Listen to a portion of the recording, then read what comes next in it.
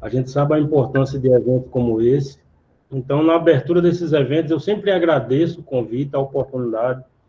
Para a gente do INPI Nordeste aí é uma grata satisfação poder contribuir com vocês, tá certo? Dizer que as unidades do INPI, e daí eu falo aqui mais precisamente das unidades no Nordeste, a gente tem o Benfica lá em Recife, o Flávio, a Carla no Ceará, o Flávio no Ceará, o Fábio no Ceará, vai falar sobre patentes verdes próxima semana, o Armando em Campina Grande, eles já estiveram aqui presentes no início desse evento, contribuindo com vocês, contem sempre com a gente, tá certo? A gente está aqui para ajudá-los, a gente sabe da importância desses eventos, a gente não se furta de dizer que a nossa academia, ela tem um grande déficit curricular no que diz respeito à inovação e empreendedorismo.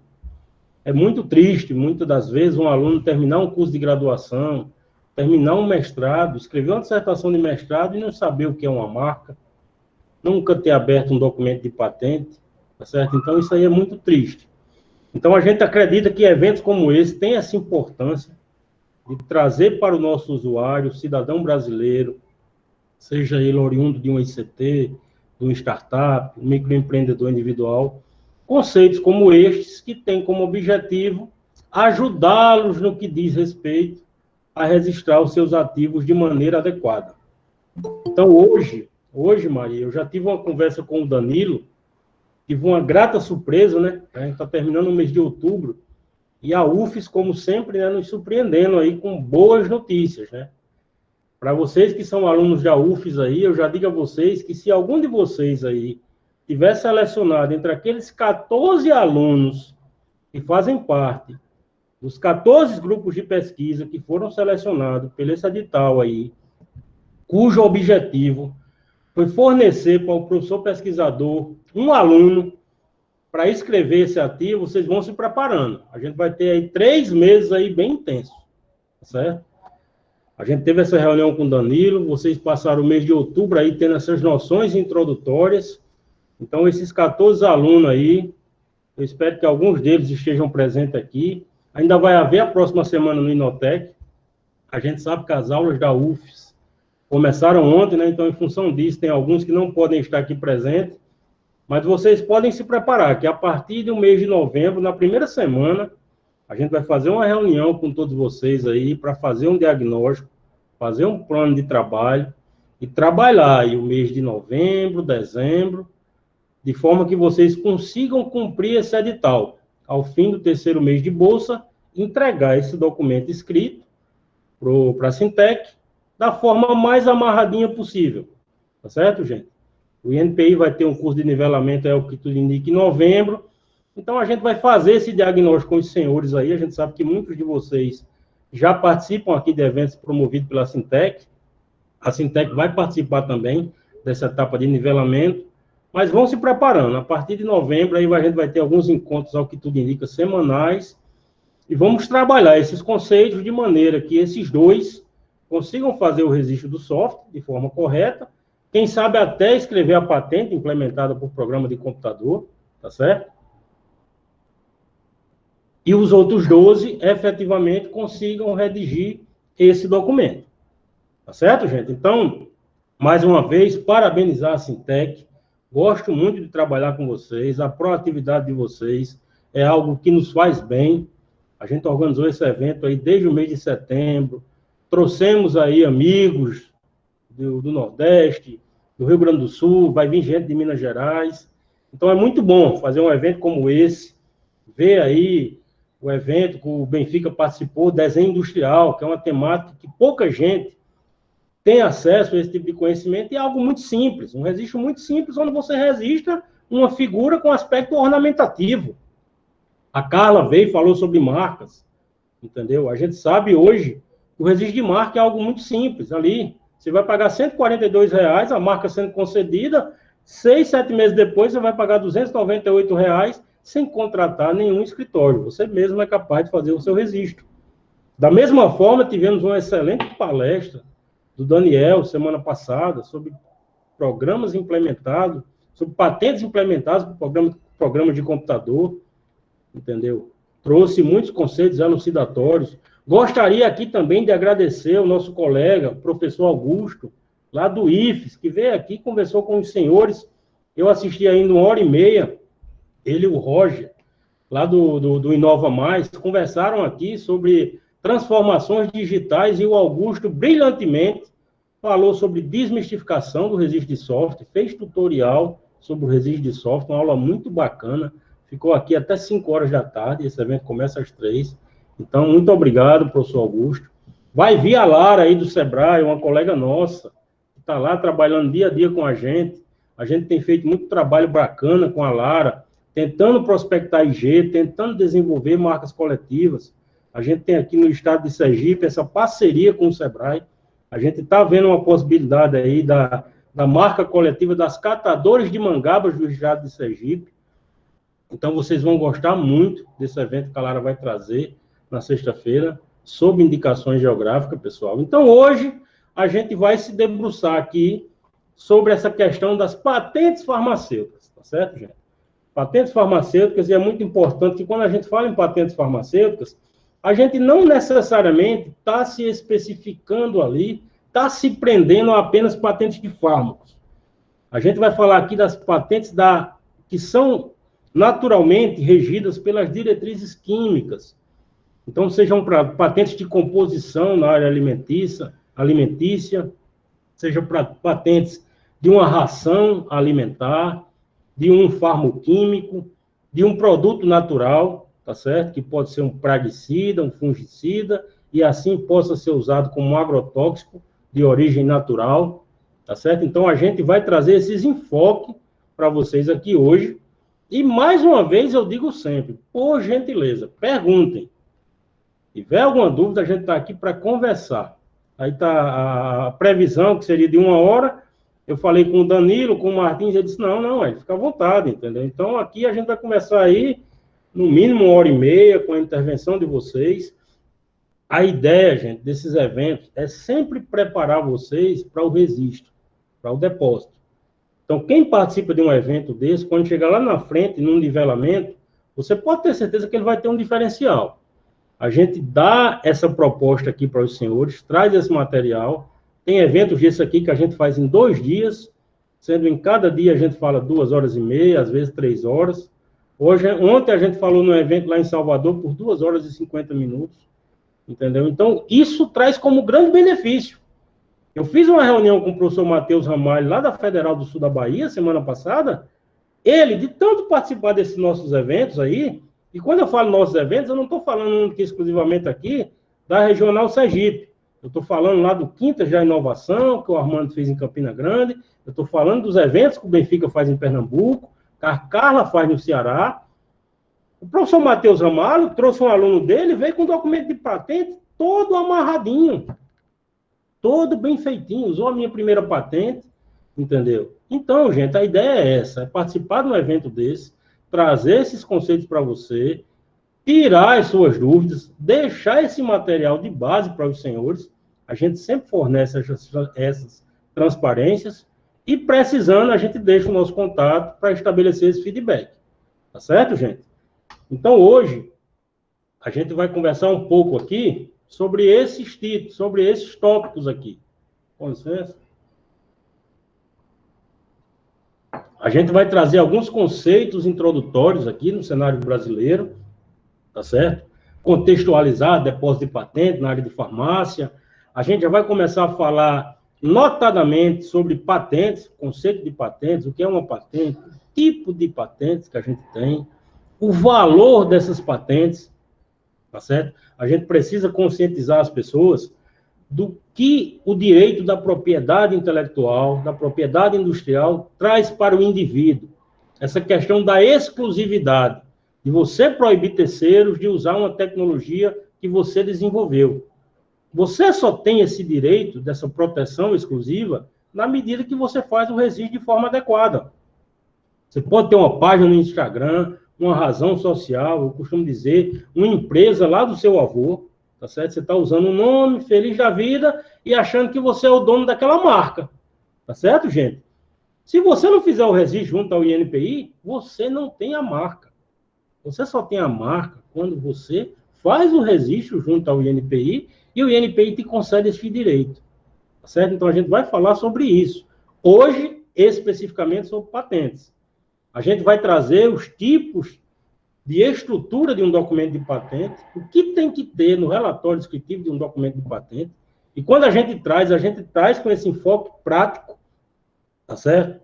Dizendo, Instrução Normativa 30 e 31, programa Minha Primeira Patente, dizer o que tem no relatório descritivo para as suas chances de ter a patente deferida possa aumentar. Uma patente mal escrita é um crime. Patente mal escrita é um crime. Você escrever uma patente sem suficiência descritiva, você matou aquela sua tecnologia. Porque a sua patente não vai ser deferida, e quando você for escrever uma segunda patente, essa sua primeira patente ela já vai ser usada como anterioridade. Então, a gente tem que ter muito cuidado com isso. Artigo 12 do INPI. Gente, quer publicar o artigo? Publica. Agora, deposita a patente primeiro.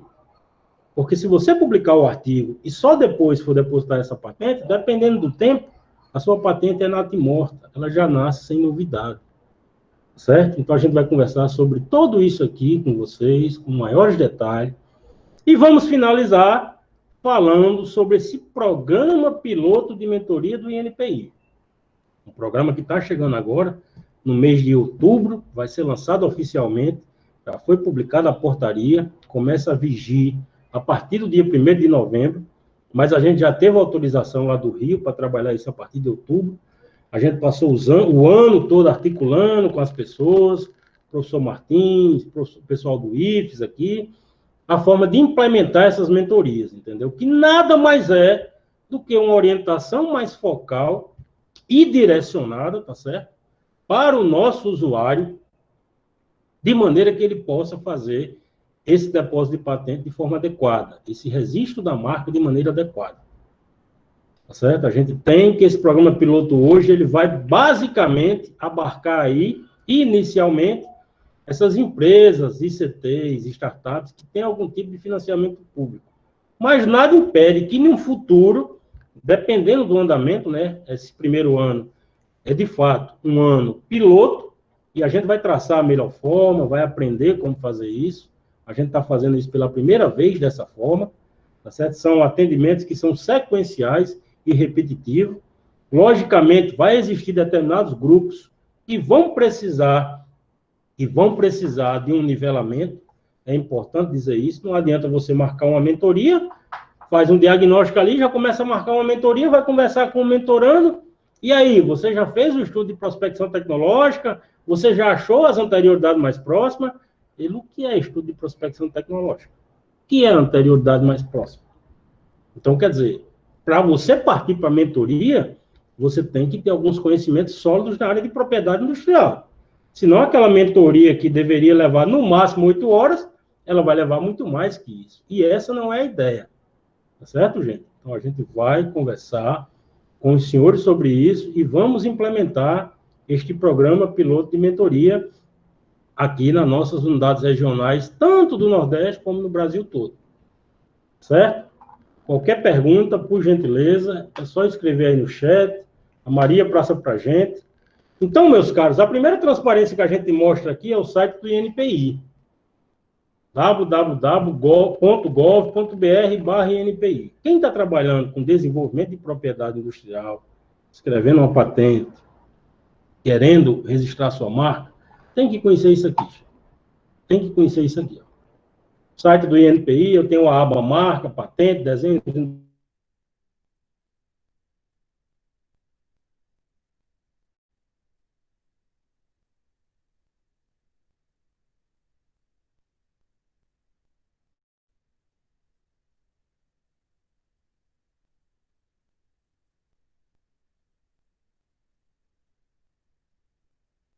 Então, voltou já? A conexão caiu? Está ouvindo aí, Maria? Oi, Hélio. Voltou. Aí eu estava consultando para ver se era a minha, mas a sua acho que congelou, mas agora já está normal. Pronto, voltou, está normal. Então, beleza. Então, como a gente estava falando, gente, quem está desenvolvendo aí propriedade industrial, estudando sobre isso, tem que se familiarizar com o site do INPI. Hoje a gente já atendeu aqui uns 3, 4 usuários. A gente manda o link do site do INPI, a pessoa tem dificuldade em acessar essa aba aqui, ó, marcas. Vai fazer um registro de marca, gente, entra aqui, dá uma lida no tutorial, entendeu? Vai lá ver o campo natureza jurídica. O que eu boto no campo natureza jurídica, Hélio? Sua natureza jurídica, gente, entendeu? Mas tem que ler o tutorial, tem que entender, entendeu? Então, a ideia é essa, se familiarizar com o site, aqui vocês vão ter informações sobre o INPI Negócio. A gente está lançando aí a vitrine de PI, a UFES, a UFPE, lá em Pernambuco, a UFRN. Vocês vão poder colocar no site do INPI determinadas tecnologias que estão protegidas junto ao INPI. Olha que bacana. Isso para o mundo todo. Tá certo? Agora entra aqui, se familiariza, estuda. Tem que estudar. Tem que estudar. Não dá para escrever um documento de patente sem estudar, não, viu? Tem que estudar. A dica é essa. A gente coloca isso aqui bem claro para dizer para os senhores que o INPI ele não envia boleto, gente. E daí eu falo, isso é grave. Grave. Esses boletos são enviados, empresas de má-fé, se passando pelo INPI, e o usuário, por falta de conhecimento, vai e paga isso aqui. Então, vocês aí que são um público mais, digamos assim, privilegiado, estão dentro da universidade, têm um nível de conhecimento, divulguem para os seus pares, porque, inevitavelmente, alguém vai pedir algum tipo de esclarecimento a vocês sobre isso. E o INPI não envia boleto para ninguém. Então, continuando aqui, meus caros, quando a gente começa a falar desses conceitos introdutórios, a gente tem que falar sobre isso aqui. Criatividade, invenção, inovação, tá certo? Criatividade, gente, nada mais é do que um processo mental de geração de novas ideias. Tudo começa com a geração da ideia. Só que você não protege ideia, tá certo? Você não protege. Venha aprender a proteger a sua ideia. Você não protege ideia. Você, de posse da sua ideia, você materializa essa ideia, dá origem a uma invenção aqui, ó, que é a coisa criada pelo ser humano, certo? Aí você está falando já de uma invenção, você materializou essa ideia, você teve uma ideia, você criou o nome de uma marca, daquilo que vai ser registrado como marca, então você tem que materializar, tá certo? A invenção, quando materializada, aí já está em outro campo. Eu desenvolvi um produto, desenvolvi um processo, aí eu posso, sim, redigir um documento de patente. Tá certo?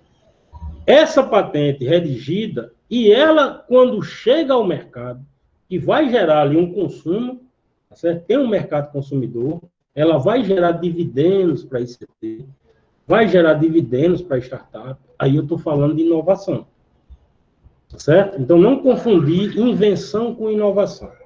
Inovação é algo que chegou ao mercado, que gerou dividendos, seja eles financeiros ou não. Muitas vezes um processo de transferência de tecnologia, ela pode ocorrer em que o receptor dessa sua tecnologia desenvolvida pela universidade, ele pode ter como contrapartida divulgar o know-how daquele grupo. Então, olha que bacana, uma determinada indústria começa a divulgar a sua tecnologia e aí outros parceiros comerciais procuram esse grupo de pesquisa para desenvolver outras tecnologias. E quando a gente pensa em invenção, gente, a gente tem que desmistificar muita coisa. Para ser invenção, para ter inovação, não necessariamente há que se pensar em algo complicado.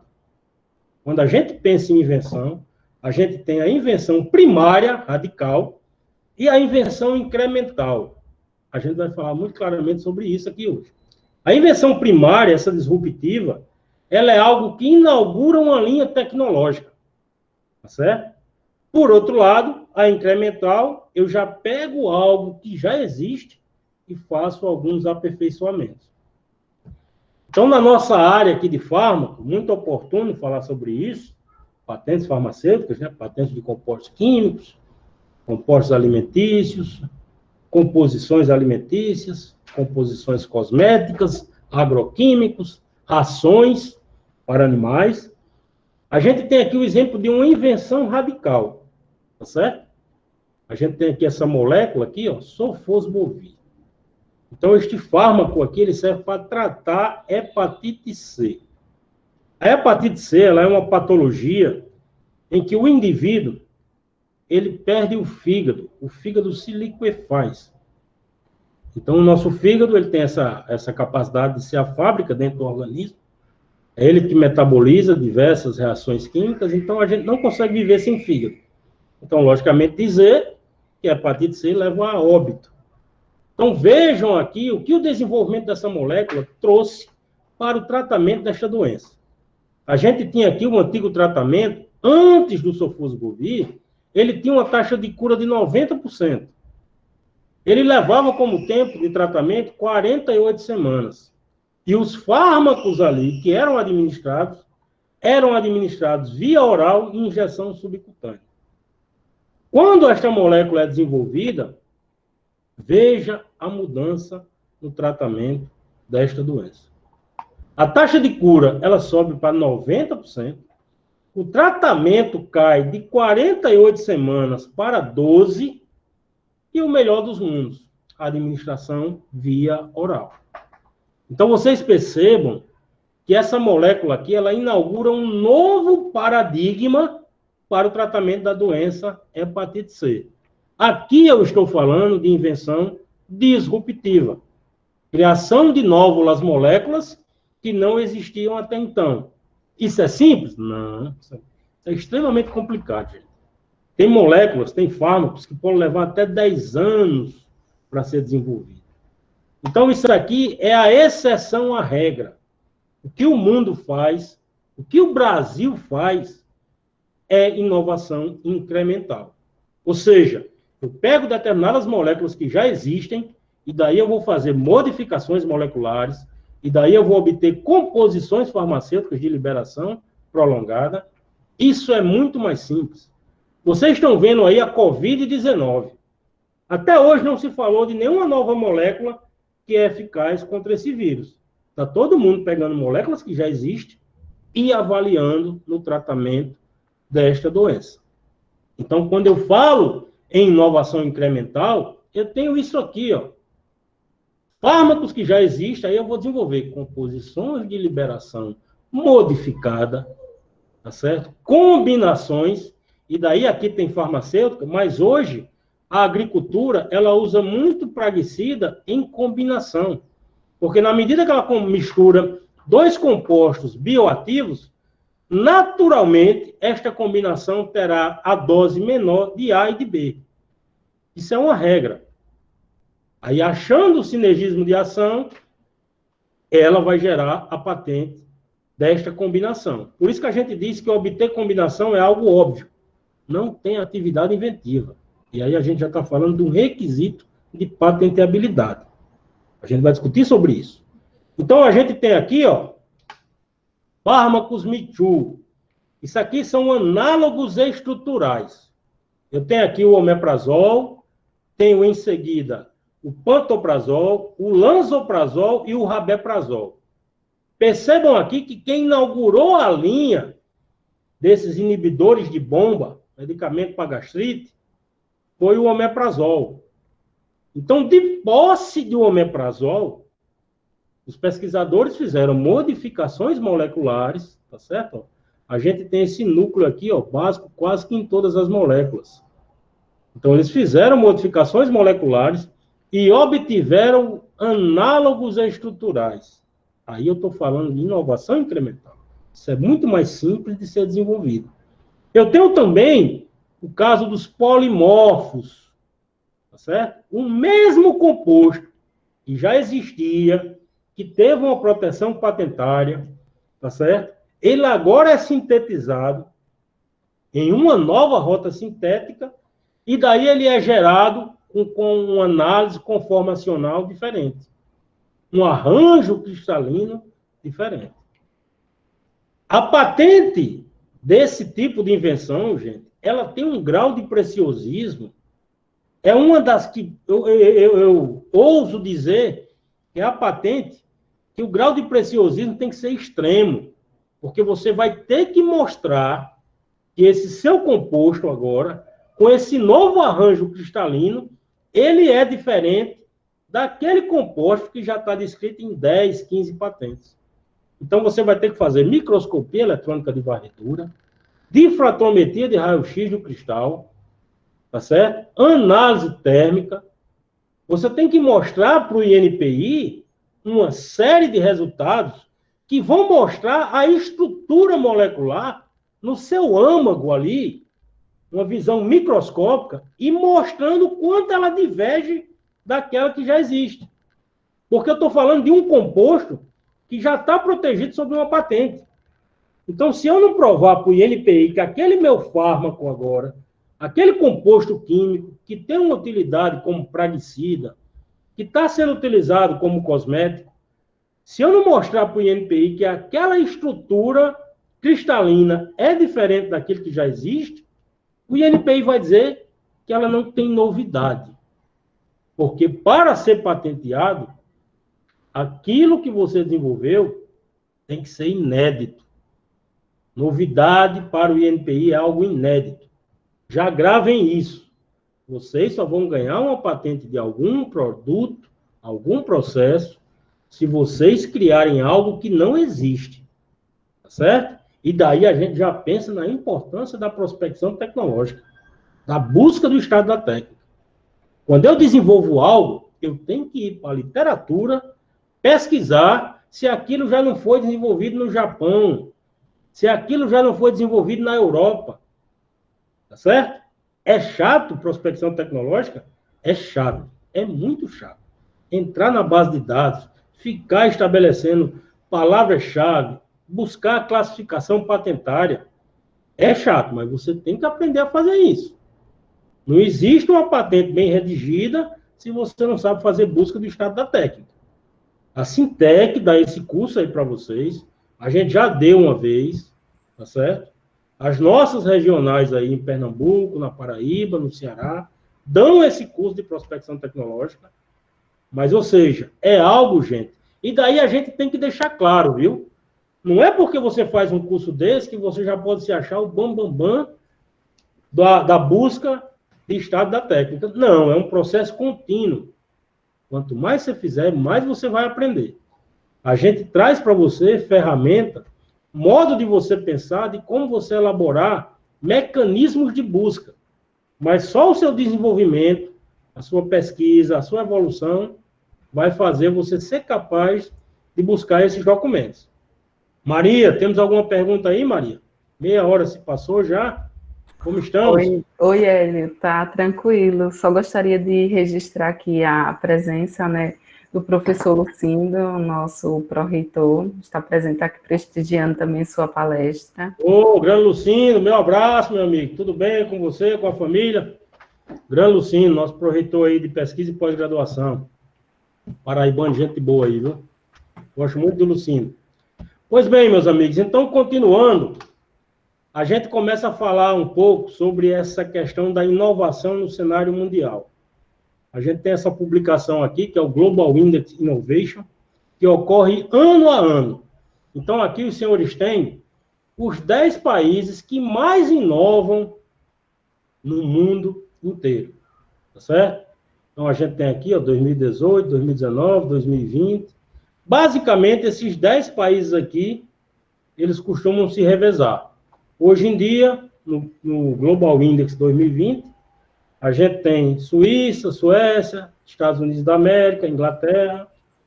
Então, isso aqui é para mostrar os 10 mais, os top 10, aqueles países que, de fato, têm uma política pública adequada para a inovação e está despontando ali, trazendo muita tecnologia para o mundo inteiro. Infelizmente, a nossa situação no Brasil ainda deixa a desejar, certo? A gente tem aqui o Brasil, em se tratando de América Latina, a gente está atrás de países como Chile e México, certo, gente? Então, a gente tem que melhorar muito. Aqui, ó, o Brasil hoje ocupa a 62ª, nós já estivemos ali na faixa da 40ª posição, e hoje, infelizmente, estamos amargando aí a 62ª posição. Tá certo? Ele está entre ali de 60º até 80º. Ganhamos 4 posições, é válido dizer, em relação ao ano passado, mas infelizmente ainda temos um longo caminho para percorrer. No que diz respeito à inovação médica, um consolidado aqui para os senhores, mostrando a importância de Estados Unidos, Japão e China. Ou seja, essa turma aqui, de fato, hoje é quem domina o campo da inovação médica. Estados Unidos está muito à frente mesmo. O ecossistema dos Estados Unidos é uma coisa para se espelhar, né? Mas existem outras questões que devem ser levadas em consideração, né? Não é tão simples. A gente sabe que isso é uma questão cultural, isso depende do parque industrial, de como as universidades foram desenvolvidas. Então, lá é outra realidade. Tem a questão do PIB também, né? Então, gente, a gente começa a trazer alguns resultados aí, alguns estudos, para contextualizar esse nosso cenário brasileiro, tá certo? E ver como a gente pode traçar formas de melhorar, de buscar desenvolver. Então, a gente tem esse resumo aqui, a referência que está aqui para os senhores, onde a gente tem um estudo que foi feito levando em consideração esse intervalo de tempo de 2011 a 2016. Então, o nosso Brasil aqui, ó, é o 13º país em termos de publicação de periódico. Sabemos que somos a 8ª economia, e o nosso depósito de patente, ele representa 0,2% do depósito de patente mundial. Então, a gente tem aqui a 8ª economia e a nossa posição em se tratando de inovação, 62ª no universo de 130 países. Então, tem alguma coisa que a gente tem que procurar aí, diagnosticar e melhorar. Então, a gente tem que a nossa pesquisa, P&D, Pesquisa e Desenvolvimento, ela é essencialmente desenvolvida pelo setor público, tá certo? 30% dos nossos artigos, eles possuem colaboração de grupos internacionais e apenas 1% dos artigos têm colaboração com a indústria. Então, isso aqui é algo que a gente tem trabalhado, tem discutido e tem procurado melhorar. Porque, naturalmente, gente, à medida que essa indústria ela começa a ter uma interface com a universidade, a possibilidade da gente desenvolver produtos e processos que tenham uma maior aceitação pelo mercado, ela é mais considerável. Tá certo? Então, a gente tem aqui, ó, com relação aos BRICS, até que não estamos tão mal, né? Os BRICS, de uma maneira geral, tirando a China, né? Que a China, qualquer gráfico que você vir da China, né? Você tem que dar as devidas proporções. A China é algo muito mais complexo. Mas, de uma maneira geral, esses países dos BRICS, ele tem participação da indústria na publicação, variando ali de 0,6 até 1,4. Então, o Brasil aqui com 1 está lá no meu termo. Só que, no entanto, quando a gente começa a analisar o mundo todo, a gente perde aqui para a Argentina, por exemplo. A Argentina, quase 2,5% dos artigos publicados tem participação da indústria. Então, a gente busca sempre aumentar essa participação da indústria junto às publicações brasileiras. E a gente sabe as vantagens que isso traz. Então, com relação ao número de depósitos de patentes, isso aqui é para ilustrar, naturalmente, os nossos depósitos no Brasil, gente, eles, sendo feitos por usuário, eles estão ali em torno de 20% a 25%. Tá certo? Então, a gente tem aqui, ó, essa série de 2010 até 2018, sempre dando em torno de 30 mil depósitos, 33 mil depósitos, e 20% a 25% desse é oriundo de usuário não residente. Ou seja, o Brasil deposita pouco pedido de patente, e além de depositar pouco pedido de patente, ele deposita só no Brasil. Enquanto que o estrangeiro, o americano, ele deposita lá nos Estados Unidos e deposita no Brasil. O alemão, o japonês, da mesma maneira. Por quê? Porque ele sabe a pujança do nosso setor econômica do nosso mercado consumidor.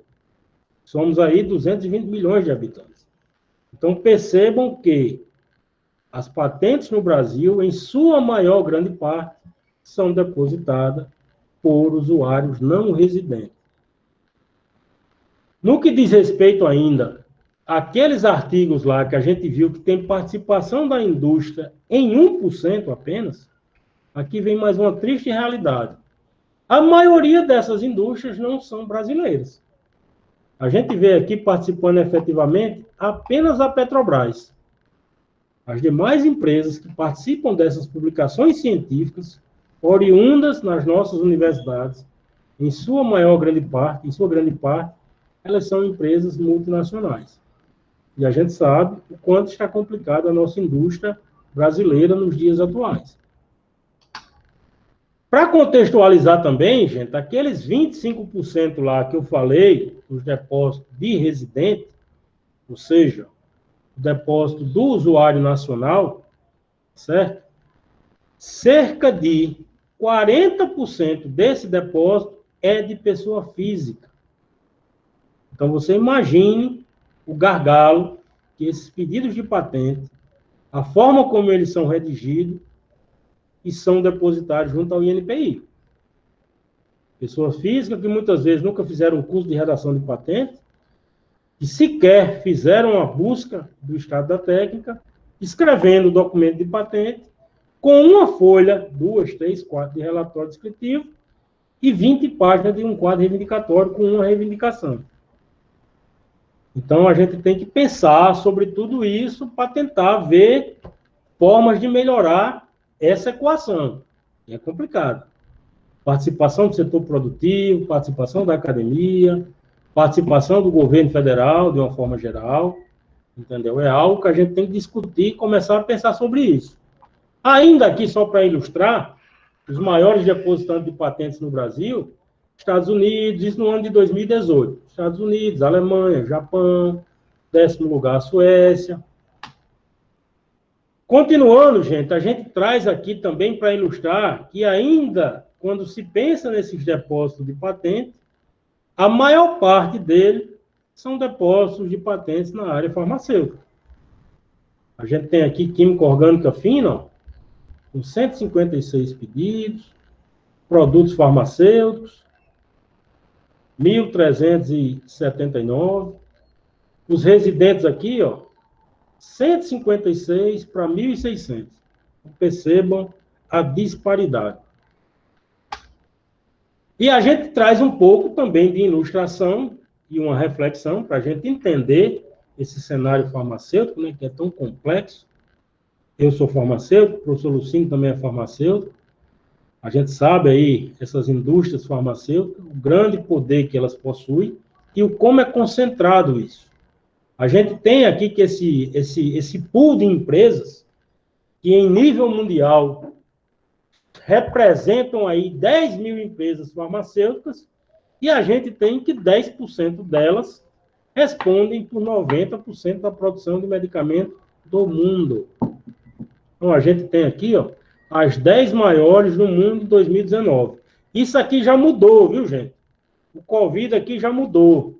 A Johnson & Johnson aí, com a venda do Tylenol, já subiu muito mais esse ranking. Então, a gente tem aqui, ó, em primeiro lugar, Pfizer, Roche, Suíça, Johnson & Johnson, Estados Unidos, Sanofi, da França, a Merck, da Alemanha. Então, continuando, meus caros, a gente começa a falar um pouco e trazer o conceito de propriedade intelectual. Esse grande guarda-chuva aí, que as pessoas confundem com propriedade intelectual, com propriedade industrial, entendeu? Então, propriedade intelectual nada mais é do que o ramo do direito que tem por objetivo a lei criar suas leis para recompensar o intelecto humano em função das suas criações. Isso é a propriedade intelectual. E esse grande guarda-chuva, ele tem ainda 3 grandes áreas. Direito autoral, tá certo? A propriedade industrial, que é isso aqui que o INPI normatiza e concede direitos. e a proteção sui generis. No que diz respeito ao INPI, a gente tem as marcas, patentes, desenho industrial, e o nosso objeto hoje de discussão se trata de patentes. Só para ilustrar aqui, a aba fornecida pelo INPI, né, os tipos de ativo, a gente tem aqui com as patentes, a gente vai ver sobre isso, 2 tipos de patente, modelo de utilidade, patente de invenção, R$ 70,00 para depositar inicialmente um pedido de patente, um registro de marca, R$ 142, um desenho industrial, gente, uma figurinha ali, com seus aspectos ornamentativos de frente, de trás, de lado, vista superior, vista inferior. Isso é um pedido de desenho industrial. Ele não protege a funcionalidade. Você paga R$ 94,00. Certo? Programa de computador. O INPI está concedendo o programa de computador em 1 semana. Você faz o registro com resumo hash de posse de um token para validar a sua assinatura digital. Na próxima semana, o INPI te concede este registro. Então, aqui, gente, a gente espera que, ao final dessa apresentação, os senhores tenham a clara noção do porquê proteger. Segurança jurídica, licenciamento e transferência, financiamento público, gente. A gente vai dar exemplos aqui, o edital Petrobras Sebrae de Inovação, que está dando aí R$ 10 milhões todo ano para até 20 startups. 15% dessa nota já advém hoje da proteção patentária, da proteção da propriedade industrial. É lógico, e a gente está caminhando para uma realidade em que cada vez mais essas fundações de amparo à pesquisa, elas só vão injetar grana em quem apresentar estudo de prospecção tecnológica, estudo de busca de anterioridade, detenção, ter a posse de um ativo em propriedade industrial, ser detentor de uma patente. Porque quem é que vai dar dinheiro, quem é que vai investir, se a gente não tem nem certeza que aquilo que você está criando, de fato, já não foi alguém que criou lá em outro país, e daí lá na frente, esse parceiro pode ter um processo de contrafação. A Petrobras já enxergou isso. Algumas fábricas no Brasil já estão enxergando isso. Então, eles dão ali o dinheiro, fomentam a inovação, mas você precisa provar que aquilo que você está desenvolvendo, você de fato está desenvolvendo. Você não está copiando ninguém. E daí, meus caros, a gente começa a falar mais precisamente sobre patentes. O que é uma patente, qual o significado. Então, patente, senhores, nada mais é do que um título de propriedade temporário concedido pelo Estado ao inventor ou ao titular, o que lhe confere um direito exclusivo por um período de tempo determinado. Então, como é que funciona isso? Você desenvolve uma invenção, você cria uma invenção, seja um produto ou um processo, você está resolvendo um problema que a sociedade tem, e em contrapartida, tá certo? O Estado te dá esse título temporário de exclusividade. No caso de patentes, patente de invenção, a gente vai ver que essa proteção ela pode durar até 20 anos a partir da data do depósito. Enquanto que o modelo de utilidade, ele pode durar até 15 anos do período do depósito. Então, vocês percebam que esse conceito de patente, ele está trazendo aqui benefícios para o inventor, tá certo? Benefícios para o inventor, porque o inventor, ao desenvolver aquela criação, aquela invenção, ele está resolvendo um problema que a sociedade tem. A gente vai sempre falar de contemporaneidade, a gente está vendo aí o Covid-19, a busca que está sendo para desenvolver vacinas, para desenvolver kit de diagnóstico. Naturalmente, quem desenvolver essa vacina fez a proteção patentária, pode ter certeza. E, em contrapartida, a sociedade ganha porque trouxe ali uma solução para um problema que esta não tinha como resolver. Tá certo? A gente, para ilustrar também, fala o que é o medicamento genérico. O medicamento genérico, gente, ele nada mais é do que a patente que gozou do seu privilégio de 20 anos. Tá certo? Houve um depósito ali, o detentor da patente comercializou aquele produto, que a gente chama de produto de referência, durante 20 anos, e passado esses 20 anos, qualquer empresa, desde que ela tenha condição de fazer aqueles testes que a Anvisa solicita, ou seja, testes de bioequivalência, onde a empresa vai provar que aquele produto agora que ela desenvolveu, ela possui o mesmo processo, o mesmo perfil biofarmacêutico no organismo. Ou seja, aquele medicamento agora similar ao genérico, ele também tem a propriedade de curar da mesma maneira que o medicamento de referência curava. Isso é os 20 anos de gozo da patente. Terminados os 20 anos, ela cai em domínio público. E o genérico nada mais é do que uma patente que expirou os seus 20 anos. Tá certo, gente? Então, quando a gente também está pensando em patente e invenção, a gente tem que deixar claro dois conceitos aqui que algumas pessoas fazem um pouco de confusão. A gente tem o conceito da descoberta e o conceito de invenção.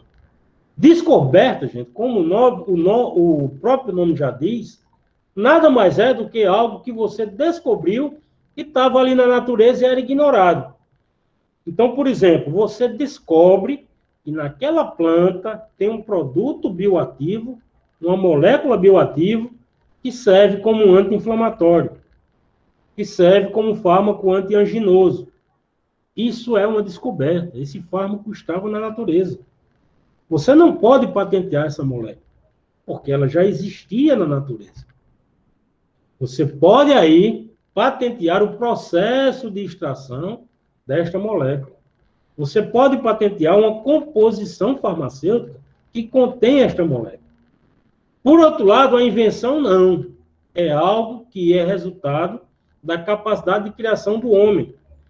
Então, você vendo aquele fármaco que existe na natureza, você isolou, determinou a estrutura química, aí você vai sintetizar estruturas análogas, compostos análogos.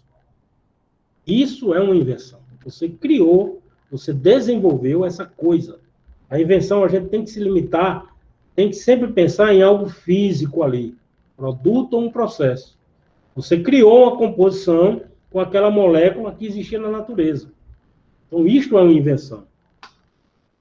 E daí, meus caros, a gente costuma também falar sobre o valor das patentes. Por que depositar um documento de patente? A gente tem um exemplo aqui muito claro, a gente sempre traz não só esse exemplo, mas outros, onde a parceria ICT e empresa privada pode trazer grande fruto para essa ICT, para a sociedade como um todo. Porque a empresa que está ali estabelecida, a indústria que está ali estabelecida, ela conhece muito bem o mercado. Então, a gente traz esse caso aqui, professor Humberto, eu conheço, professor lá da USP. O que aconteceu? A Biolab procurou o professor Humberto e disse, olha só, a gente quer desenvolver um medicamento com cloridrato de andocetrona. Existe essa problemática aqui, medicamentos que são usados para enjoo, naturalmente, por muitas das vezes, quando esse medicamento chega no trato gastrointestinal, no estômago, ele já acaba aumentando esse enjoo nesse primeiro momento. Quem sabe se a gente não desenvolver um medicamento cuja dissolução se dê na boca, a gente diminui esse inconveniente. Chegou com essa proposta para o professor Humberto. Pois bem, fizeram um acordo de cooperação técnica, eles desenvolveram esse Vonal Flash. Lá em 2004, depositaram a patente junto ao INPI. No ano de 2006, eles já começam a comercializar esse produto no mercado, tá certo? Hoje, senhores, pasmem, hoje, essa única patente aqui, ela é responsável por 90% dos royalties da USP. 90%. Então, a USP tem cerca de 1.300 patentes. Dessas 1.300, 5% delas já estão em processo de transferência de tecnologia e o Vonal Flash, uma patente farmacêutica, é responsável por 90% de arrecadação dos royalties. Então, vocês vejam um case de sucesso. Tá certo, gente? Eu assisti uma live com o professor Humberto e ele explicou esse caso de forma muito clara. Esses contatos de parceria, ICT, começaram lá por volta de 2002, 2003, e olha só o que acontece. Na medida que você desenvolve um produto como esse, você passa a ser uma vitrine. Então, muitas outras empresas, muitas outras indústrias te procuram para estabelecer contratos de parceria. Então, o que ele ganha com isso? A gente está falando de dinheiro ali, de grana investida no laboratório. Teve ano que o laboratório dele recebeu 600 mil reais. A média anual, se a gente considerar os últimos 15 anos aí, é da ordem de 250 mil reais, gente. Então, vocês percebam que a vantagem em estabelecer parcerias com a indústria pode muito bem ser uma vitrine comercial para o seu grupo de pesquisa. Tá certo? A gente fica preocupado quando a gente vai atender alguns grupos, algumas pessoas, que a pessoa nem começou a escrever o documento de patente. Eu estava conversando com o professor Antônio Martins sobre isso. Às vezes o pesquisador ele nem começou a escrever o documento de patente, mas ele já está preocupado quanto é que a universidade vai dar de royalties para ele. E muitas vezes, gente, a primeira patente aí pode até não gerar benefício financeiro, mas vai trazer ali uma composição química. A gente tem as doenças negligenciadas. São as doenças, como o próprio nome já diz, né, negligenciadas. E as empresas não costumam ter um interesse em produzir este tipo de composição, porque não é rentável. São doenças que só acometem países pobres, entendeu? Então, percebam que existem várias vantagens quando dessa transferência de tecnologia.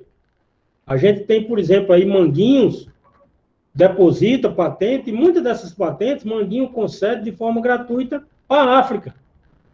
Fazer composição lá, farmacêutica para tratar malária. Tá certo, gente? Então, a gente tem que pensar não só no aspecto financeiro, mas também na função social. É válido essa interferência. A gente tem outro caso aqui de valoração dessas patentes.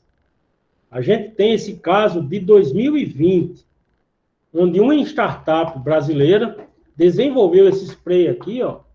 Ele é usado em lojas de grife, na roupa, antes da pessoa provar a roupa que deseja comprar. Então, esse spray aqui, ele foi ganhador, ele ganhou, participou dessa competição no prêmio Pandemic Challenge e ficou entre os 5 maiores inventos no que diz respeito ao tratamento e combate ao Covid. Esse prêmio, quem banca esse prêmio, nada mais é do que a Singularity University, que é uma universidade que foge os paradigmas tradicionais e que foi criada e é mantida pela NASA e pelo Google. Então, vocês vejam lá, um brasileiro foi lá e ganhou esse prêmio. E essa invenção aqui, o bom é como ela começa. Ela começa com uma dissertação de mestrado, que teve o depósito da patente, tá certo? Uma empresa anjo vendo isso, aportou ali R$ 1.200.000 e veio esse boom, né? Hoje o Brasil, o mundo todo, está comercializando esse spray. A gente tem outro caso aqui muito importante também, e daí esse é bom, esse exemplo eu gosto muito também, porque ele vem de dentro da academia, entendeu? A gente tem aqui o professor Sérgio Mascarenhas, que é professor lá da Federal de São Carlos. Ele, lá em 2005, 2006, ele foi diagnosticado com hidrocefalia de pressão normal. E quando ele foi se submeter ao tratamento, ao diagnóstico inicial, o neurologista falou para ele que tinha que tamponar a caixa craniana aqui, né? Raspar os pelos aqui, abrir, fazer um corte, entendeu? E colocar um sensor para medir essa pressão intracraniana. Aí ele falou, mas vem cá, na caixa craniana, né? Mas vem cá, a gente está no século XX, tem que fazer esse tipo de corte, de incisão, para determinar essa pressão. E daí ele começou a se debruçar sobre isso. Orientou alunos de mestrado, orientou alunos de doutorado, foi lá para a Alemanha, ganhou prêmio, entendeu? e hoje é o CEO dessa empresa aqui, ó, a Brain Care. Então, um exemplo aqui, genuinamente brasileiro, saindo de dentro da nossa academia, que é reconhecido hoje mundialmente. Então, vocês vejam aqui os estudos iniciais, olha aqui, ó, e olha o que a gente tem hoje. Tá certo? E daí, meus caros, a gente mostra agora um exemplo de valor das patentes, mas já contextualizando para a nossa participação em edital de fomento. Como eu já falei no início da palestra, a gente tem aqui esse edital Petrobras Sebrae de Inovação, em que 10 milhões são aportados anualmente, e daí eu não posso aqui deixar de trazer essa consideração para vocês, a gente fica muito feliz, a gente participa desse processo aqui, junto com o Sebrae, e esse ano, dentro de 400 empresas participaram disso aí, tem uma empresa de Sergipe que está lá brigando, tá certo? Foi escolhida, foi selecionada, dentro das 400 que participaram, no startup aqui de Sergipe, e vai apresentar o pitch lá essa semana, entendeu? Para tentar ganhar esse edital. 20 empresas acabam ganhando, são diversos campos tecnológicos, e nessa composição da nota, 15% da nota, gente, ela advém aqui, ó, de inovação e detenção de um produto, de um ativo industrial. Então, como é que você prova o grau de inovação daquela sua invenção? Fazendo um estudo de prospecção tecnológica, dizendo que aquilo que você está fazendo é novo, ninguém nunca fez, você está trazendo aquilo ao mercado, e você, sendo já detentor de alguma tecnologia protegida, você vai ganhar mais 5% dessa nota. Então, ou seja, se você entrar no edital desse aqui e não fizer essa busca de anterioridades, não apresentar para a Petrobras que aquilo que você está criando é algo que ninguém nunca criou, a sua chance de ganhar é quase zero. E isso, senhores, é uma tendência. Isso é uma tendência. A FAPESP está fazendo isso, a FAPEMIG está fazendo isso. A gente já teve uma conversa aqui com a FAPTEC, mas o edital já estava em fase de conclusão, mas a gente acredita que na próxima oportunidade a gente consiga inserir esse aspecto no edital de fomento. Ou seja, para você ter esse aporte financeiro fornecido pelo Estado, poder público, é importante você provar que aquilo que você está fazendo, ninguém nunca fez. E daí a gente traz uma crítica agora e uma reflexão para os senhores, né? A gente sabe, existe esse consenso, as nossas universidades hoje, elas pecam no que diz respeito a essa estrutura curricular. A gente tem o curso de Direito, tem muito curso de Direito que não tem a cadeira de inovação. Como é que um aluno entra numa universidade, faz iniciação científica, entra num mestrado, defende uma dissertação de mestrado e não sabe o que é uma patente, não sabe o que é uma marca? Eu falo por mim. Eu, quando terminei, eu vim saber o que era patente, o que era marcas, quando a gente terminou o mestrado, que foi submeter um documento de patente. Não tinha a menor ideia do que fosse patente, marcas. Então, quer dizer, hoje, gente, hoje é inconcebível a gente imaginar que quem está fazendo, quem está desenvolvendo produtos, processos numa universidade, não saiba o que é inovação, o que é empreendedorismo. E daí a gente tem aqui esse curso, o DL 101, tá certo? Que é um curso que o INPI desenvolve junto com a OMP, a Organização Mundial da Propriedade Intelectual, e a gente faz essa campanha de porta em porta. A gente vai até as universidades, vai até as ICTs, conversa, apresenta isso. Olha só, coloca isso aqui na cadeira da universidade, coloca como disciplina optativa na pós-graduação. Começa na pós-graduação. Esse curso aqui ele tem aspectos introdutórios sobre todos os ativos de propriedade industrial. E daí, gente, vamos lá, vamos contar o Brasil. Nós somos em 27 unidades da federação. Vamos ser generosos. Vamos botar aqui, cada unidade da federação, a gente tem 4 universidades. 4 ICTs, né? Multiplicando isso aí por 25, já daria 100 universidades. A gente sabe que tem estados que tem mais de 100 universidades. Mas, enfim, o que a gente quer dizer aqui? Ó? Do Brasil todo, 16 universidades aderiram a esse consórcio DL101. As centenas de universidades que a gente tem no Brasil, apenas 16 delas colocaram esse curso como estrutura curricular optativa, logicamente, né? Seja num curso de pós-graduação. E essa questão do curso de Direito, gente, eu conversei com o coordenador de curso. Eu vi o coordenador falando. A cadeira de inovação, a gente já parou de oferecer há mais de 5 anos.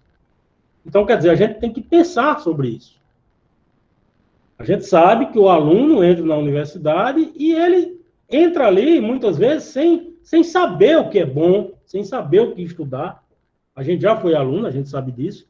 E, naturalmente, muitas das vezes, a gente acaba fazendo uma coisa, inicialmente, meio que mecânico, mas a gente tem que dar essa oportunidade.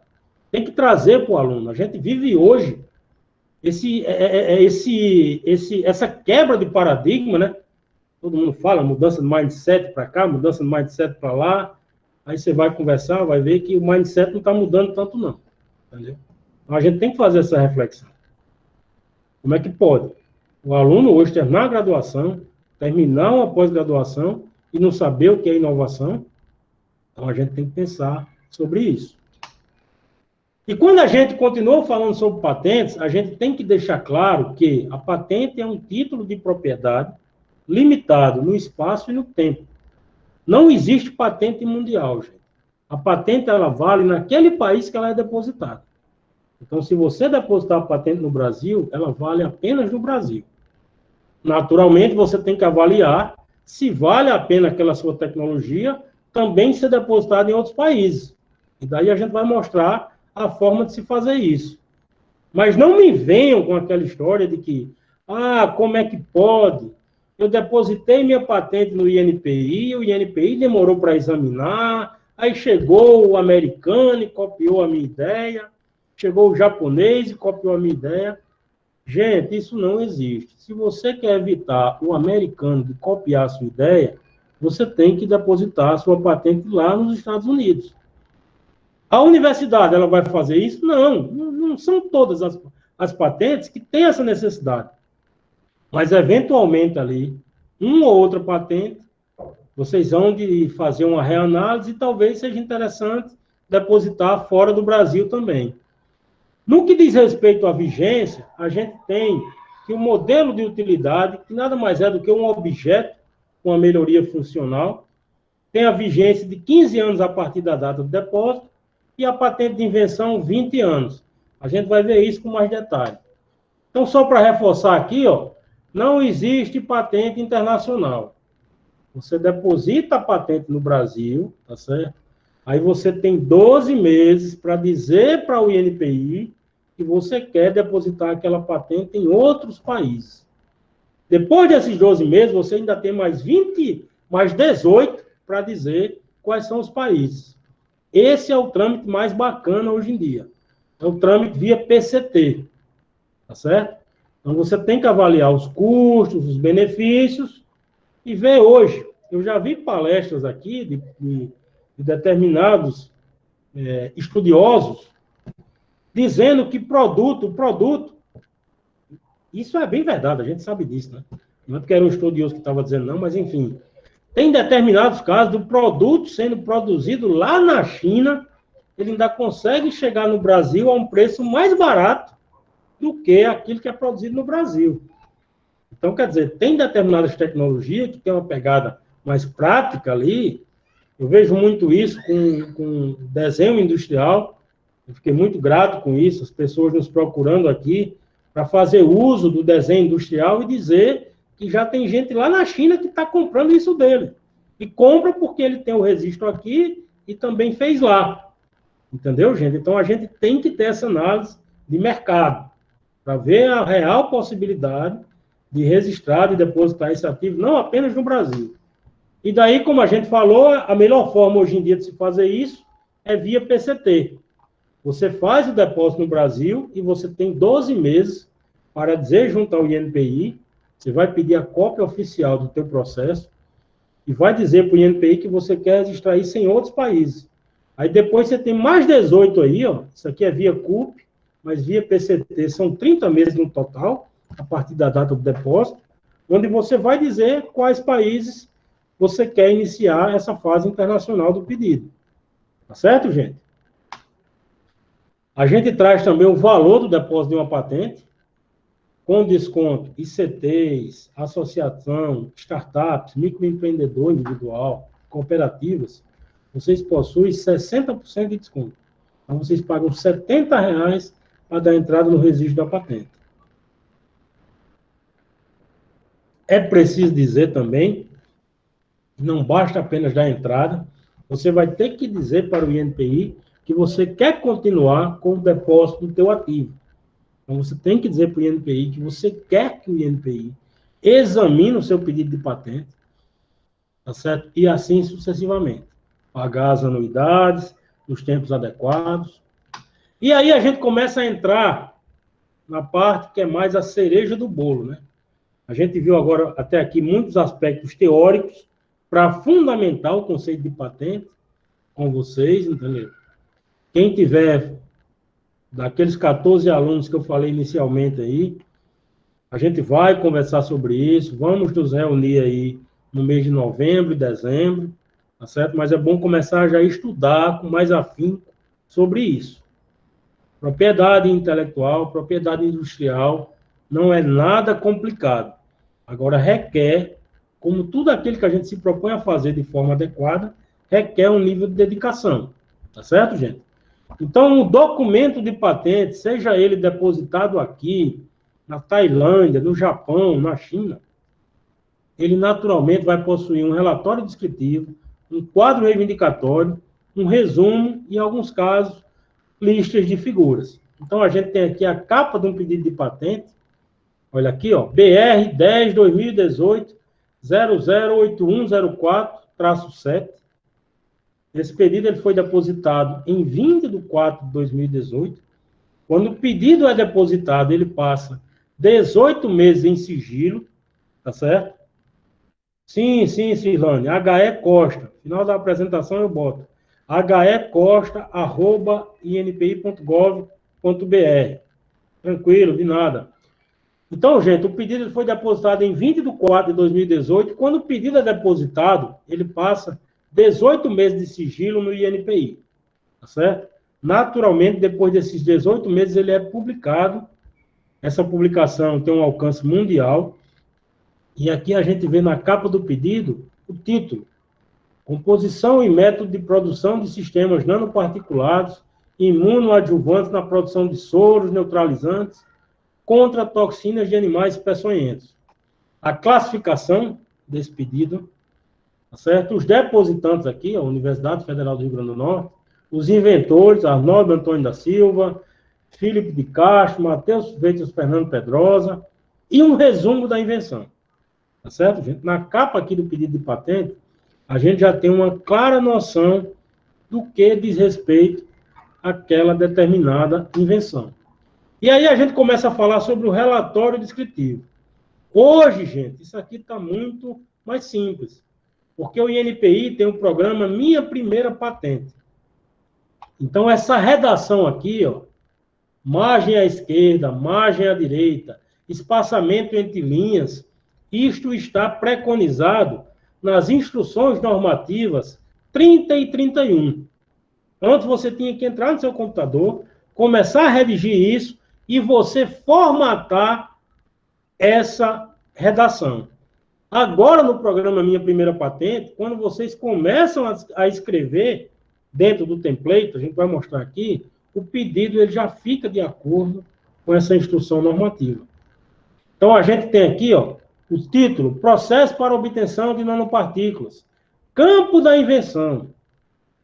Gente, o relatório descritivo, ele vai contar uma história sobre como você chegou a essa sua invenção. Você vai dizer como era antes dela, como é agora, quais são as vantagens que ela tem e vai mostrar exemplos de obtenção da tua invenção. Relatório descritivo é isso. Então, a gente vê aqui, ó, campo da invenção. Isso lá na minha primeira patente está lá.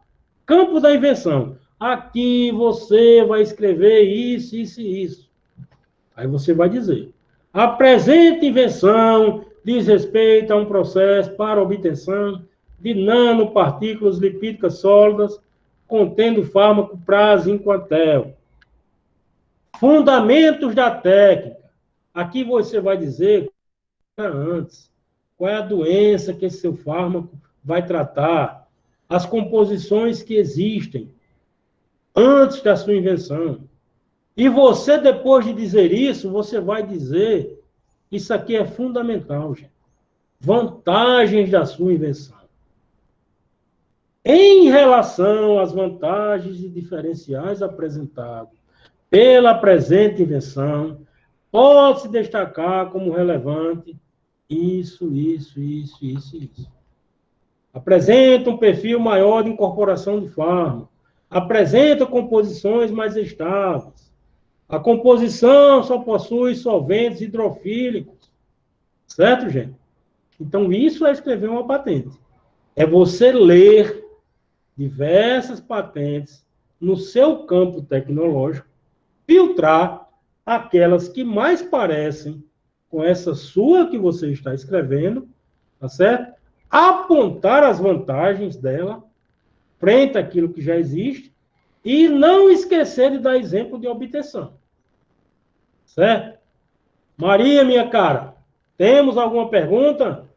Oi, Hélio. No momento, nenhuma pergunta. A turma tá tímida aí, viu?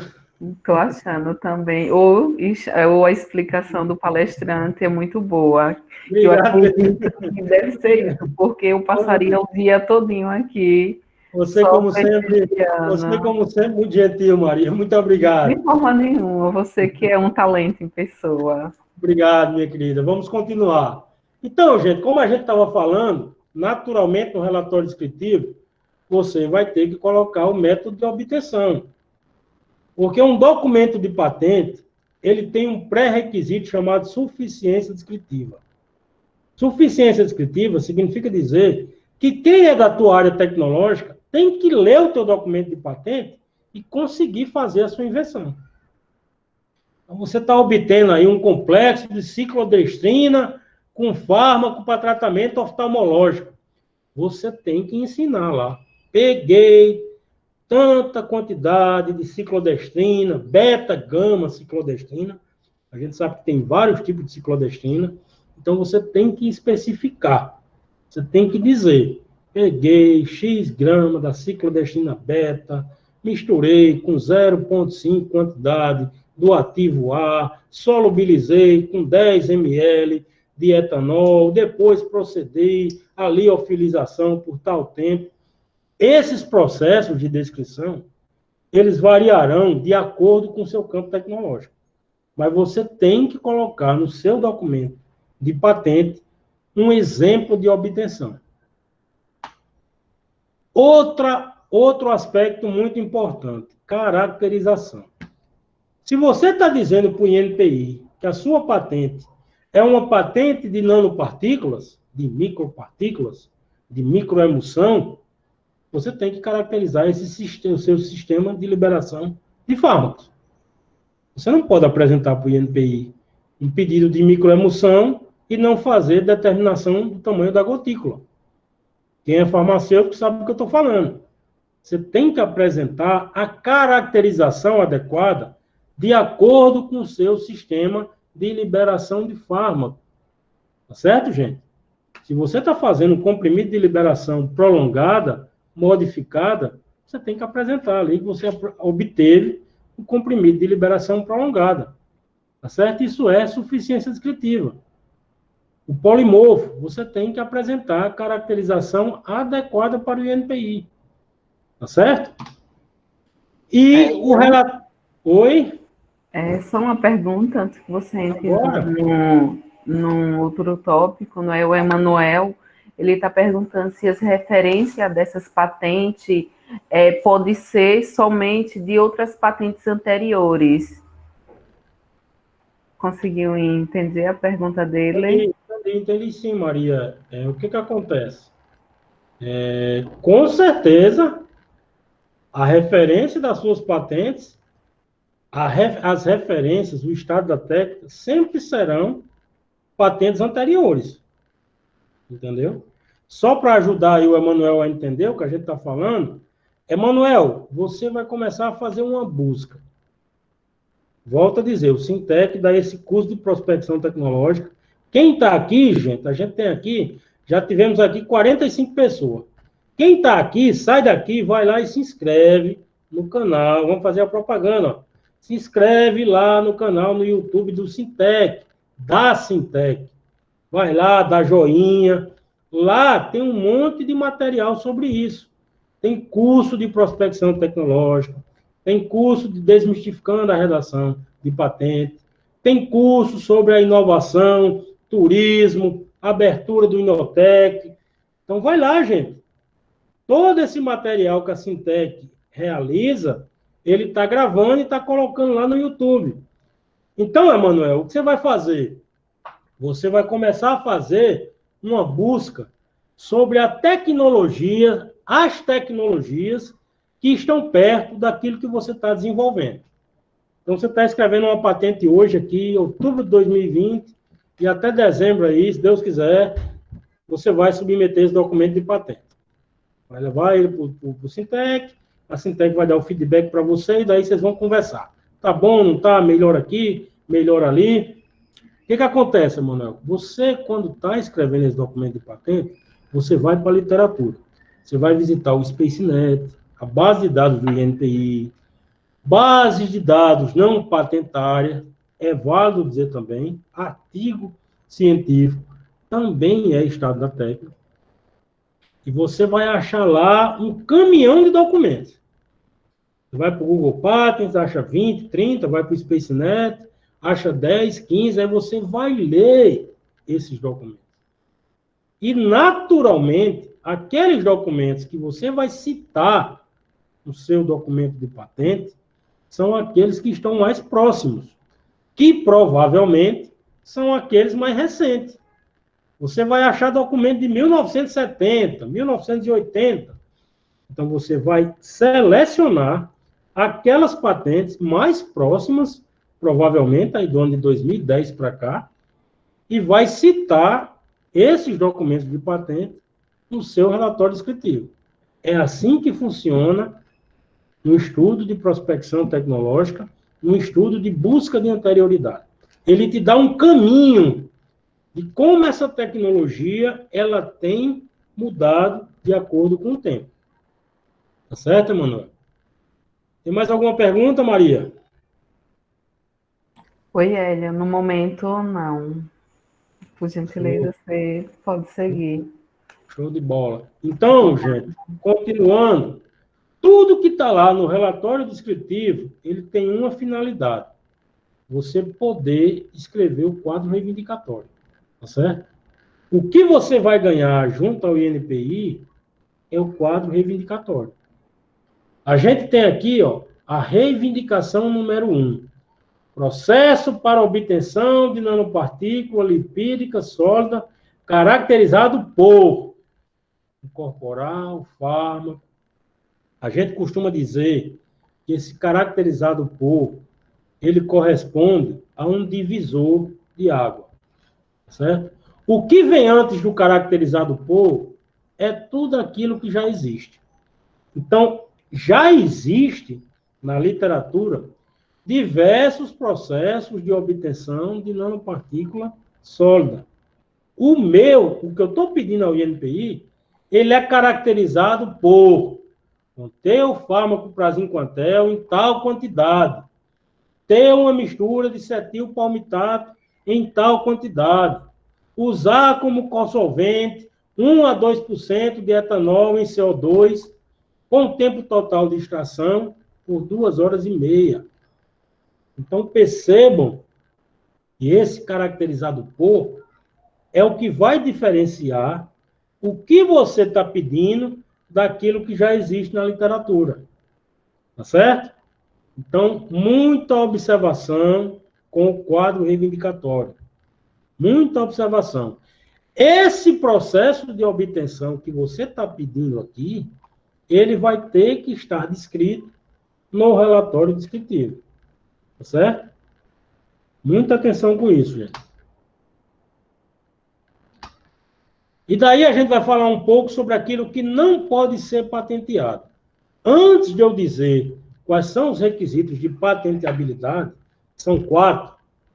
Novidade, atividade inventiva, aplicação industrial e suficiência descritiva, a gente vai dizer o que não pode ser patenteado. Tem muita gente que entra lá dentro do INPI, que fica dentro do Sebrae. Estou vindo aqui, eu quero patentear um jogo. Gente, jogo não se patenteia. Métodos matemáticos, modelos matemáticos, métodos de tratamento, isso não pode ser objeto de privilégio patentário. Então, senhores, isso aqui é simples. Aquilo que não pode ser patenteado é artigo 10 e artigo 18 da LPI. Certo? Vou apenas trazer para vocês aqui, esse material vai ficar com vocês.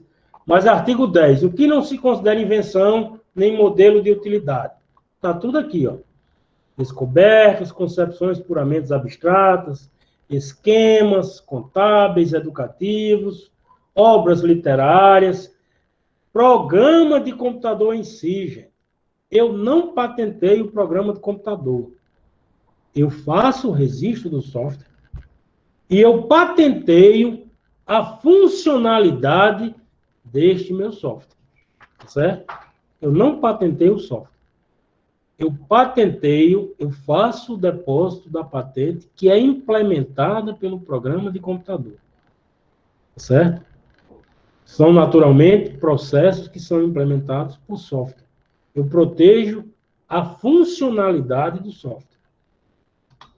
A gente tem também que não pode ser patenteado regra de jogos, o todo ou parte do ser vivo. E o artigo 18, o que for contra a moral e bom costume, todo ou parte do ser vivo, exceto micro-organismos transgênicos. Aí é outra história. Aí eu vou estar entrando em patentes de biotecnologia. Tá certo, gente? Mas, a priori, o que não é patenteável é isso. O artigo 10, se você observar aqui, primeiramente, do inciso 1 ao 5º aqui, eu tenho muita coisa no campo do direito autoral. Tá certo? Tem gente que acha que livro é uma patente, que música dá uma patente, que marca é uma patente. As pessoas entram lá no INPI, eu queria patentear a minha marca. Não, gente, você patenteia um produto ou um processo. Direito autoral é lá na Biblioteca Nacional. E agora a gente começa a entrar de forma mais prática. Eu acredito aí, gente, que mais meia hora a gente consegue finalizar, talvez até uns 20 minutos. Mas vamos com calma, todo mundo aí bebe uma aguinha, toma um café.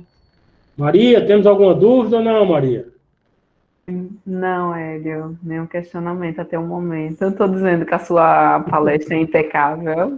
Que história, Maria. É sério. Então, vamos lá, gente. Então, a gente vai falar agora dos requisitos de patenteabilidade. Tá certo? O que um documento de patente tem que atender para o INPI para essa patente ser concedida? Esse documento de patente ele tem que ter novidade, atividade inventiva, aplicação industrial e suficiência descritiva. A gente vai falar sobre isso separadamente. Então, novidade aqui, ó. A nossa digníssima Universidade Federal de Sergipe. Parabéns aí pelo prêmio CAPES aí na área de medicina, hein? Vocês estão bombando aí, estão lá nas galáxias, né? É só notícia boa. 200ª patente. Segundo Inotec, esse ano aí bombando, né, Maria? Então, vamos lá, gente. O que a gente tem aqui? Novidade. O que é novidade quando eu penso em legislação patentária? O que é novidade? O artigo 11 da LPI, que é a Lei de Propriedade Industrial, o que ele nos diz? Olha só o que ele nos diz aqui. A invenção e o modelo de utilidade serão considerados novos quando não compreendidos no estado da técnica. Ou seja, tem que ser inédito. Não pode existir no estado da técnica. Mas o que vem a ser estado da técnica é aquilo, Emanuel, justamente que você acabou falando aí de forma indireta. É tudo aquilo que está acessível ao público, seja por meio de descrição oral, qualquer outro meio, até mesmo uma entrevista, antes da data do depósito. Tá certo? Então, aqui vocês já percebam a importância de tomar cuidado com publicação de artigo. Gente, o INPI tem um dispositivo chamado período de graça. Você pode publicar o artigo e você tem 1 ano para depositar a patente. Infelizmente, a gente vê casos, tá certo? A gente agora está examinando, a gente está em 2020, a gente está examinando pedido na área de 2014, 2015. Aí você vai lá examinar esse pedido do inventor nacional. Primeira coisa que a gente faz quando pega um pedido de patente do inventor nacional, a gente vai no Lattes do pesquisador. Aí eu vou lá no Lattes do pesquisador. Eu estou examinando o pedido de patente dele. Aí a patente que ele depositou em 2014, ele publicou uma dissertação de mestrado e publicou um artigo lá em 2010. Ou seja, a patente dele não é nova. Tá certo, gente? Então, toma muito cuidado com publicação de artigo quando você está pensando em escrever a patente. O Brasil ainda tem o período de graça que te dá 1 ano. Tem muito país que não tem período de graça. A Europa não tem período de graça. Então, se você está pensando em publicar lá fora, escreve a patente, deposita a patente e publica o seu artigo científico. A gente tem aqui, ó, um esquema para ilustrar o período de graça. Artigo 12 da LPI. Pedido depositado hoje, dia 20/10/2020. Eu vou fazer uma busca e se eu achar um artigo dentro desse 1 ano aqui, eu não posso usar o artigo para dizer que essa patente não é nova. Mas se esse artigo for aqui no primeiro dia anterior, ou seja, se você tiver publicado o artigo dia 19/10/2019, eu vou pegar esse artigo e vou dizer que a sua patente não é nova, porque ela já está dentro desse artigo científico. Então, tome muito cuidado com isso. Como a gente falou, tem alguns países que não possuem período de graça.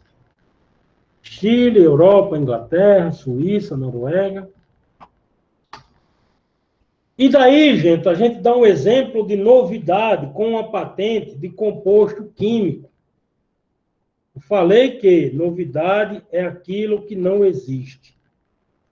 Agradecemos, o INPI é parceiro nessas conquistas. Valeu, professor Lucindo. Tamo junto, meu brother.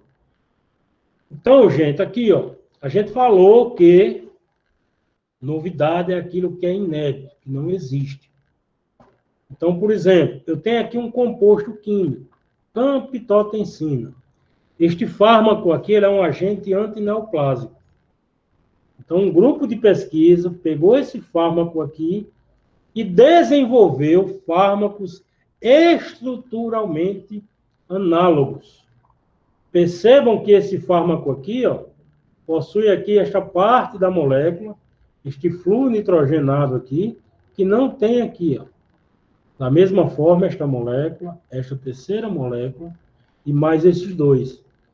Então, de posse de um fármaco estruturalmente conhecido, que já existia, eles procederam fármacos com pequenas alterações moleculares, e estes mesmos fármacos, eles ainda possuem a atividade biológica de ser antineoplásico. Certo? Então, a gente tem aqui, ó, resumo, derivados de camptotencina com atividade antitumoral. Como você está tratando de composto químico, naturalmente você apresenta um estudo demonstrando a estrutura molecular deste novo fármaco que foi desenvolvido. A gente tem também que falar sobre o segundo pré-requisito, atividade inventiva. Gente, a novidade ela é cartesiana. A novidade, a gente diz que ela é muito simples de ser entendida. Aquilo que é inédito é novo. Então, ou seja, para ser inédito, basta ser diferente daquilo que já existe. É muito simples. Eu tenho um pneu preto que já existe. Eu estou desenvolvendo um pneu preto agora. Se eu mudo ali as ranhuras desse pneu, ele já é diferente daquele que já existe. Da mesma forma, os compostos aqui. Então, a novidade ela é muito cartesiana. Ela é ou não é. Eu olho para esse lápis, essa caneta, e vejo que existe essa aqui, eu digo que esta caneta é nova porque ela é diferente dessa. Tá certo? É simples, mas novidade é desta maneira. Uma composição farmacêutica. Eu tinha uma composição farmacêutica com 2 constituintes. Cada um estava em 50%. Se eu desenvolvo agora uma composição farmacêutica com esses 2 constituintes e afaço na proporção de 60-40, já é uma nova composição farmacêutica, porque é diferente daquela que existe. A novidade não, gente. A novidade ela é mais subjetiva. A novidade, olha o que diz o artigo da lei. A invenção será dotada de atividade inventiva sempre que para um técnico no assunto não decorra de maneira evidente ou óbvia do estado da técnica. Então, eu tenho aqui um documento de patente, tá certo? O examinador de patentes no INPI vai examinar, vai emitir o seu parecer, e ele faz uma busca. Ele vê que esse documento de patente, ele cita alguns documentos. Beleza, ele citou lá alguns documentos, mas eu vou pesquisar. Será que aquilo que ele falou é verdade? Aí eu vou para a literatura. Aí eu acho o documento D1, o documento D2, o documento D3 e o documento D4. Se esses documentos aqui, sozinhos ou em combinação, me levarem ao que está aqui dentro, gente, eu vou dizer que a patente não tem atividade inventiva. Tá certo? Então, essa é a importância da prospecção tecnológica adequada. Você fazer um estudo e enxergar aquelas anterioridades que, de fato, são mais parecidas com o seu campo tecnológico e apontar as vantagens. Então, um exemplo de segundo uso médico. Eu vou dizer que tem atividade inventiva quando o estado da técnica não apontar para aquele uso que é agora reclamado. Eu tenho a 5-hidrox-2-hidroximetil-gamopirona, ácido cógico. Isso aqui é um composto adjuvante. Então, um grupo de pesquisadores lá no Amazônia fez uma série de estudos e descobriu que essa molécula funciona para leishmaniose. Então, a gente tem aqui, ó, ele apresentou os resultados e nas anterioridades, ou seja, no estado da técnica, Emanuel, todos aqueles documentos que estão antes da data do depósito, nenhum deles aponta para este uso. Um terceiro pré-requisito, aplicação industrial. Vou dar uma corrida que você já tem evento aí às 17, né? Então, vamos lá. Gente. Aplicação industrial, não é industrial, não, industrial. Aplicação industrial é muito simples.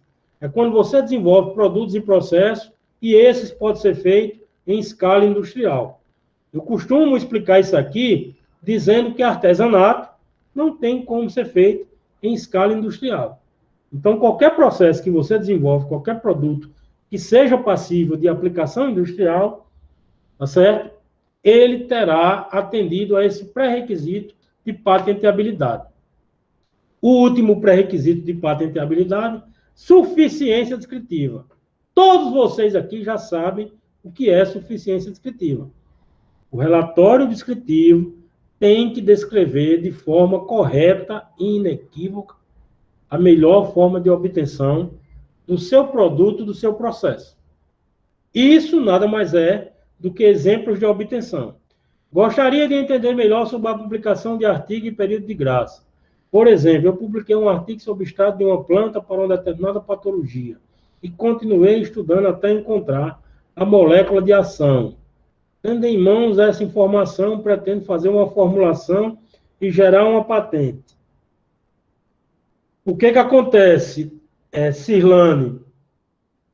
É diferente aí. Você publicou que um determinado extrato possuía uma atividade. Então, você agora, você pode depositar um pedido de composição farmacêutica, certo? Eu aconselho que você faça essa redação o quanto antes, tá certo? Agora, nessa sua composição, nesse seu extrato, ele tem que ser diferente daquele que você publicou no artigo, certo? Você encontrou lá um extrato que tinha uma determinada quantidade, eu não sei o grau de detalhamento desse seu extrato, talvez você, quando fez essa publicação, você não sabia nem quais eram os ativos que estavam ali dentro. Então, a questão do artigo é simples, gente. É não ser exatamente igual à patente, tá certo? Tem que tomar esse cuidado. Se já publicou o artigo, agora vamos ver o que eu publiquei no artigo e o que eu vou escrever em minha patente. Tem muita gente, aquela questão do artigo 12, eu estou dizendo quanto conteúdo é exatamente igual. Tá certo? Quando é exatamente igual, é um ano ali, tem que estar dentro de um ano. Agora, se você já publicou o artigo, você vai tomar cuidado com a redação da sua patente. Você vai escrever na sua patente que você publicou esse artigo, mas que lá tinha tal, tal e tal grau de detalhamento, tá certo? E que agora a sua composição, você já descobriu quais são os constituintes ativos, você já determinou qual é a melhor concentração do extrato etanólico, hidroalcoólico, você vai apresentar uma série de resultados, tá certo? Então, tem que tomar esse cuidado. Vamos adiantar aqui, pessoal, que vocês têm evento às 17 com o professor Augusto. Então, continuando aqui, a gente fala sobre a suficiência descritiva, ou seja, você mostrar o grau de detalhamento de forma que uma pessoa da área consiga obter aquela composição, aquele composto químico. Então, está aqui, ó. Veja o grau de detalhamento para a obtenção de um composto químico. Peguei tantos milimol do composto A, misturei com tal quantidade de solvente, depois o produto é precipitado e separado.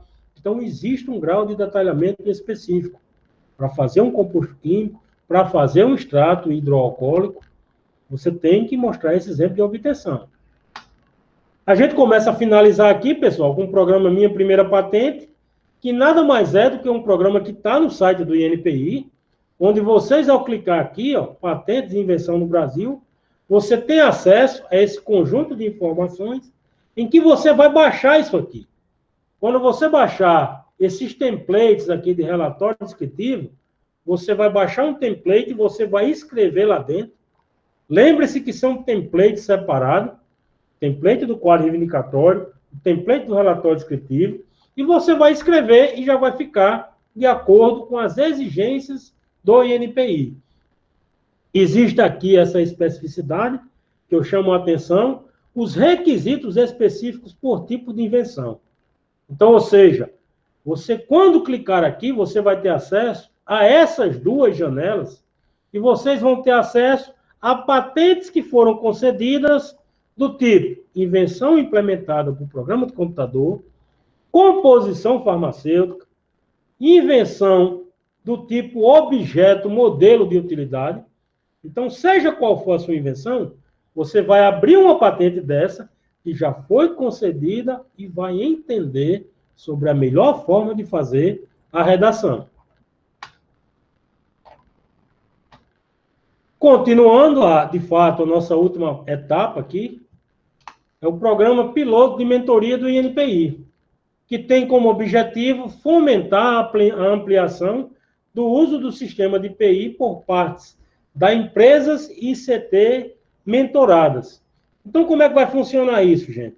De forma muito resumida, a gente tem 3 atores necessários. O servidor do INPI, um gestor aqui, que no caso aí, no seu caso de vocês, é a Sintec. Então, a Sintec entra em contato com a gente. A gente fez isso hoje com o Danilo. O Danilo tem aí 14 felizardos que foram contemplados com bolsas e tem como objetivo entregar um documento redigido de maneira que o professor consiga fazer o depósito, 12 delas patentes e 2 registros de software. O que acontece? Esse grupo de pessoas, grupos de pesquisa, startup, a gente faz uma reunião inicial, vai fazer um diagnóstico e vai elaborar um plano de trabalho.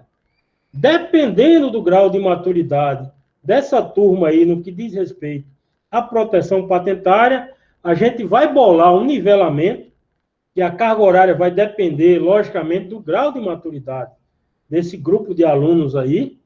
A Sintec já vai começar em novembro com os cursos de prospecção tecnológica, e a gente já vai dar continuidade a isso, de maneira que a ideia nada mais é do que orientá-los de forma correta, tá certo? No que diz respeito à redação do pedido de patente, ao registro do software. Então, a gente vai fazer isso com esse grupo de pesquisadores que a Sintec já selecionou previamente. Então, é importante dizer que não é um atendimento de balcão. Qualquer pessoa não pode hoje procurar o INPI Sergipe e buscar essa mentoria. Essa mentoria ela tem como parceiro o Sintec, o Sebrae Sergipe, o Parque Tecnológico de Sergipe, ou seja, tem que ter um gestor que seleciona previamente esse grupo que está recebendo investimento público. Esse primeiro ano do programa piloto de mentoria tem essa pegada. Trazer essas capacitações para quem está recebendo investimento público hoje no governo no nosso Brasil. Então, só para explicitar um pouco também aqui, o exame prioritário nada mais é do que uma ferramenta em que você pode antecipar a decisão do seu documento de patente. A gente tem um caso aqui em que a patente ela foi depositada em 2019, 22 de 10 de 2019, essa pessoa fez uso do trâmite prioritário e a patente foi concedida em menos de um ano. Depois a gente vai explicar isso aqui com mais calma, os tipos de exames prioritários. Vocês que são ICTs já gozam desta prerrogativa, quem é startup também, tá certo? Quem é MEI também. Então, a gente tem hoje no INPI 16 tipos de exames prioritários e, naturalmente, as pessoas se enquadram nessa situação e podem solicitar a aceleração do exame. Eu finalizo agradecendo a oportunidade, dizendo para os senhores que, felizmente, a gente, em função dessas disseminações que a gente tem feito aqui no estado de Sergipe, eu digo que não sou apenas o INPI Sergipe que está fazendo esse trabalho, Pernambuco, Paraíba, Ceará, as demais regionais do Brasil também estão fazendo esse trabalho. Até o ano de 2018, o INPI Sergipe, ele fazia pouca disseminação, e não era porque a servidora não queria, é porque a gente tinha um formulário aqui, tinha um protocolo, onde ela tinha que passar o dia todo lá, recebendo quem quisesse fazer algum tipo de protocolo. Então, esse protocolo, ele se acaba em 2019, a gente chega aqui em fevereiro de 2019, no ano de 2019 a gente já fez 15 disseminações, esse ano já vamos com mais de 30, com basicamente aí 2.300 pessoas sensibilizadas e capacitadas, e só para não tomar muito mais o tempo dos senhores, no ano de 2019, em relação a 2018, a gente já contribuiu aí de forma significativa para aumentar o depósito de patente em cerca de 52%. A gente saiu de 48% para 73%. Então, gente, eu agradeço demais a oportunidade aí. Muito obrigado a todos. Se alguém tiver alguma pergunta aí, fique à vontade. Só para explicar essa última transparência, gente. Isso aqui são os estados do Brasil, e cada um desses estados tem o número do depósito de patente que ocorreu no ano de 2019.